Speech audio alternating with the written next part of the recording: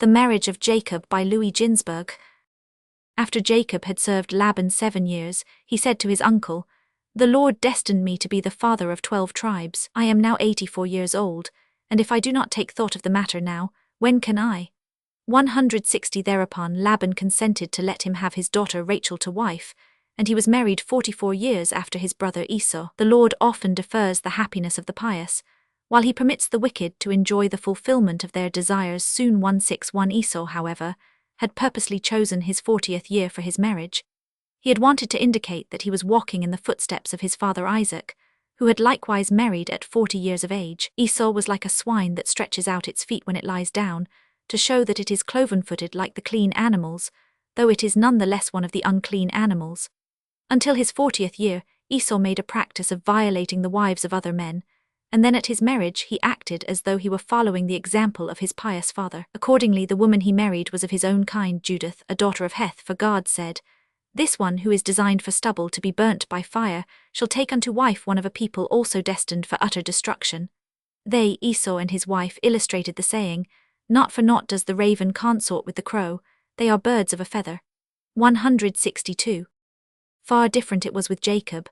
He married the 2 pious and lovely sisters, Leah and Rachel, for Leah, like her younger sister, was beautiful of countenance, form, and stature. She had but one defect: her eyes were weak, and this malady she had brought down upon herself through her own action. Laban, who had 2 daughters, and Rebekah, his sister, who had 2 sons, had agreed by letter, while their children were still young, that the older son of the one was to marry the older daughter of the other, and the younger son the younger daughter. When Leah grew to maidenhood, and inquired about her future husband, all her tidings spoke of his villainous character, and she wept over her fate until her eyelashes dropped from their lids. But Rachel grew more and more beautiful day by day, for all who spoke of Jacob praised and extolled him, and good tidings make the bones fat. In view of the agreement between Laban and Rebekah, Jacob refused to marry the older daughter Leah. As it was, Esau was his mortal enemy, on account of what had happened regarding the birthright and the paternal blessing. If now Jacob married the maiden appointed for him, Esau would never forgive his younger brother. Therefore Jacob resolved to take to wife Rachel, the younger daughter of his uncle. 163. Laban was of another mind. He purposed to marry of his older daughter first, for he knew that Jacob would consent to serve him a second period of 7 years for love of Rachel. On the day of the wedding he assembled the inhabitants of Haran, and addressed them as follows: "Ye know well that we used to suffer from lack of water, and as soon as this pious man Jacob came to dwell among us, we had water in abundance. What hast thou in mind to do?" they asked Laban. He replied, "If ye have naught to say against it, I will deceive him and give him Leah to wife. He loves Rachel with an exceeding great love, and for her sake he will tarry with us yet 7 other years." "Do as it pleaseth thee," his friends said. "Well then," said Laban, "let each one of you give me a pledge that ye will not betray my purpose." With the pledges they left with him, Laban bought wine, oil, and meat for the wedding feast, and he set a meal before them which they had themselves paid for.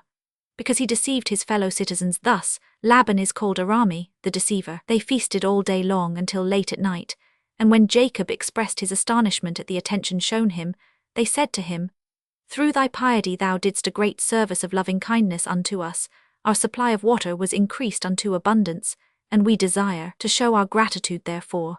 And indeed they tried to give him a hint of Laban's purpose. In the marriage ode which they sang they used the refrain Halia, in the hope that he would understand it as Ha-Li, this is Li. But Jacob was unsuspicious and noticed nothing.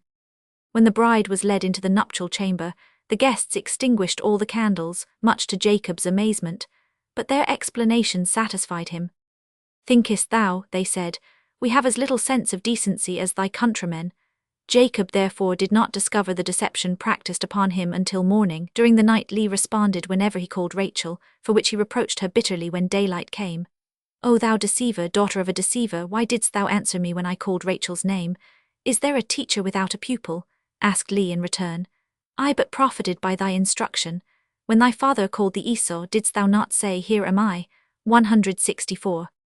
Jacob was greatly enraged against Laban, and he said to him, "Why didst thou deal treacherously with me? Take back thy daughter and let me depart, seeing thou didst act wickedly toward me." 165. Laban pacified him, however, saying, "It is not so done in our place, to give the younger before the firstborn." And Jacob agreed to serve yet 7 other years for Rachel. And after the 7 days of the feast of Leah's wedding were fulfilled, he married Rachel 166. With Leah and Rachel, Jacob received the handmaids Zilpah and Bilhah, 2 other daughters of Laban, whom his concubines had borne unto him 167.